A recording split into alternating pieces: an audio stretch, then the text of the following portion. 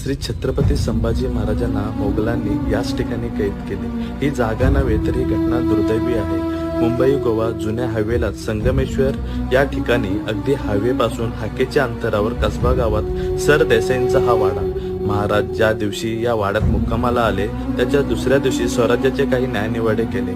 आपल्याच माणसांनी औरंगजेबाचा सरदार मुकरब खानाला ही माहिती दिली. महाराज बेसावत असताना मोठे सैन्य घेऊन महाराजांवर मुकरब खान चालून आला. महाराजांकडे मुठभर सैन्य असल्यामुळे मुकरब खानाच्या जाळ्यात महाराज अडकले. महाराजांना पकडल्यानंतर सरदेसाईंचा वाडा जाळला व आपली काही प्राचीन मंदिरे तोडली.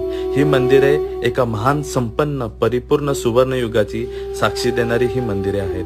पण आपल्या प्रशासनाला याची माती एवढी किंमत नाही. हा खजिना आहे. छत्रपती संभाजी महाराजांच्या शेवटच्या आठवणींचा साक्षीदार आहे. या मंदिराकडे बघत राहून महाराजांचे तेज डोळ्यात साठवावं एवढी महान जागा आहे.